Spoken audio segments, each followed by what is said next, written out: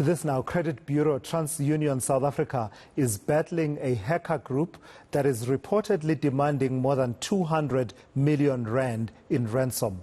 The group claims the information it has in its possession includes credit scores, banking details and ID numbers. TransUnion collects and aggregates information on over 1 billion individual consumers in over 30 countries. It has not said how many people are potentially affected by the breach, but has promised to notify and assist individuals whose personal data may have been compromised. The Credit Bureau says it's launched an investigation into the matter. Well, let's get a reaction on that story then. Loyiso Boyce is Managing Director and Cybersecurity Specialist at Clyrofor and joins me now virtually for that conversation. Loyiso, good evening. Thank you for joining us. This is one of the big ones, is it not, in as far as, cybersecurity breaches are concerned? Evening, Chulasizwe. Good evening to the viewers as well. Definitely one of the bigger ones in terms of the number of records that have been compromised, but the sensitivity of the type of information that has been compromised as well. From what we can tell, the hacker group is operating out of Brazil, called Notisec Group, and they are saying they have about 54 million personal records and about 200 records from corporate companies/entities. So that's what we're looking at right now. Sure. And just how easy is it to get hacked in this kind of manner? And I keep making reference to the breach at the Department of Justice, which was quite disruptive on a large scale, but also what happened with Transnet at some point last year. How easy is it? And is corporate South Africa alive to the ease with which groups such as the one you mentioned can easily just access your records and block and basically demand a ransom? This type of attack is called a ransomware attack. Ransom coming from the fact that there's an action that they execute, and then to undo the action or to undo the mess, they demand a ransom. How easy it is, unfortunately, easier than most people realize. I'll get into that in a little bit. Just it's a bleak picture going forward. The corporates are live and aware of the challenges. The bigger ones, financial services, the banks, they also suffer. If you remember, they've also had some attacks. Might have been done differently, but the end result was the same.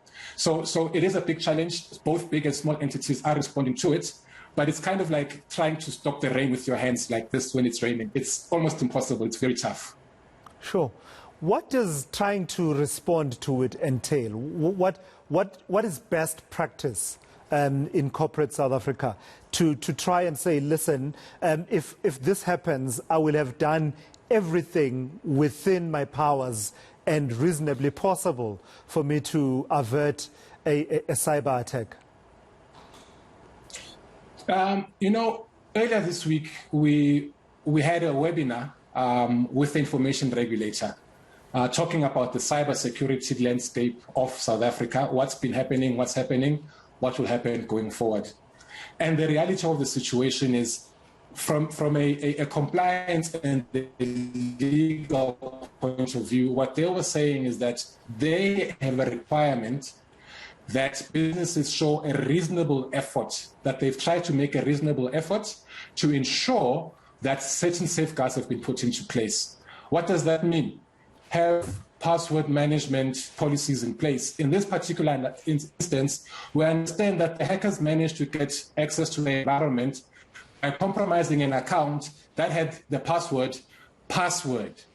I mean, that's a cybersecurity 101 type of challenge that they should have been able to look into and address. So having a strong password management policy, having strong governance and policies in place that ensure that you monitor what your people are doing, you are monitoring patches, you are monitoring your software, you are monitoring your devices that you have in place is the only way of doing it. You have to take a proactive approach. You have to take a monitoring approach. And once an incident has taken place, you have to have strong processes in place to investigate what happened and try to avoid it happening again going forward. So from experience, Loyiso, is there a way that this crisis, because that's what it is, for TransUnion and everyone else implicated by that breach, is there a way that this ends to the extent that we can talk about amicably, quote unquote amicably, or is there, from experience, is there no other way? It's just one-way traffic. A company in TransUnion's position ends up reaching for, I don't know, facilitators of negotiations. They negotiate, they pay quietly. So I touched on having an architecture, which is a design of environment that is privacy-centric. That's when you take a proactive approach.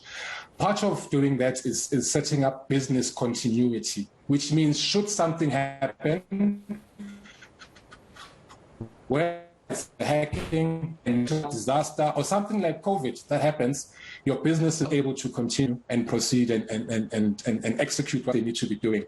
So that's one way of doing it, having business continuity. Unfortunately, the horse has bolted in this particular instance. TransUnion has said that they are going to put measures in place to try and assist people that are affected.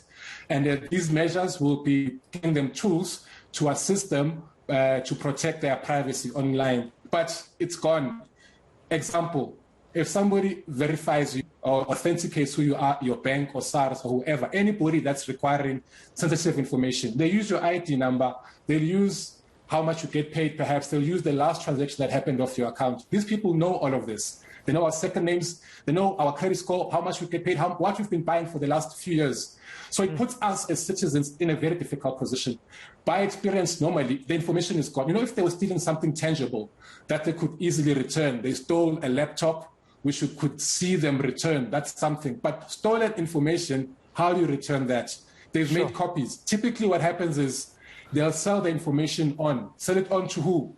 You wonder why maybe you weren't working, you get a job, all of a sudden people are sending you SMSs and calling you, making you offers when they weren't doing this previously when you had income. They're selling it to those type of people. Yeah, so that's what they're looking for, how to make extra money.